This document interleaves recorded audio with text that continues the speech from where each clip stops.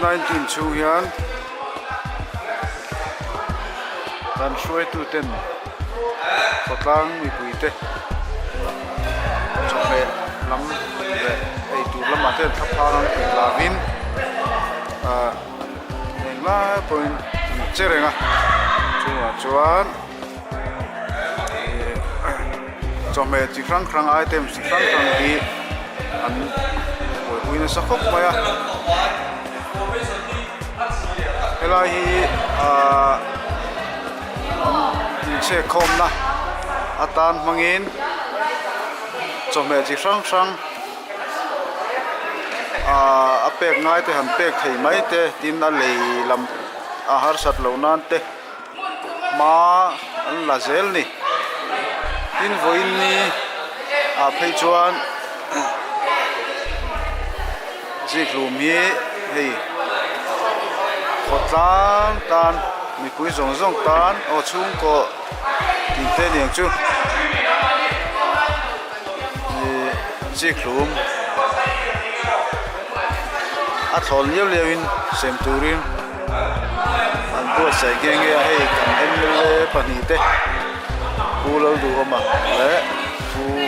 Andrew H ang lian te malang hi ko pui le ni patang te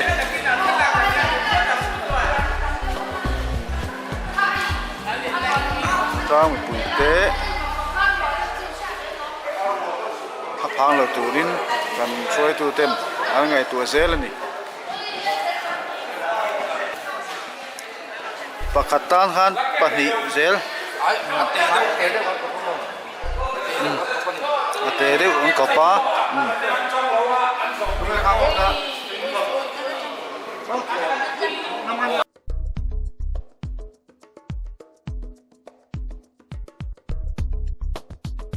ole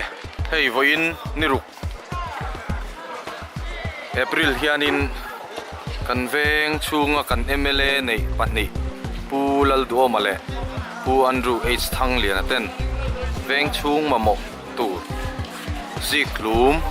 puintal song a kezi zong chuanin kezi sang khat ser chip lampang thlai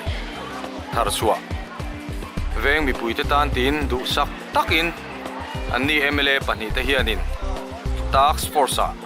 min ron chun saka hei hi veng mi puiten chung tinin kanin dai thei turin ti hian hola kan sem chuaka kan veng chunga MLA pani te chunga kan lom em veng mi puite pon lom niin kan thria thlai thar mi zo thlai thar nge mei lockdown chung hianin kan ei tlang thei don niin kan thria kan keini cholmun veng mi puite hi MLA pani kan nei te chunga hian kan lom em ani tin hemi ba ka hian pulal du oma MLA hianin a thlai thar thatak mai thlai na tel zani chuang veng mi puite tan voin ni hian a sem chuak bok ania an chunga hian kan lom em ti hianin veng mi pui tam tak hian a leina tur nei te pon omanga leina tur nei lo te po tam tak kan om to a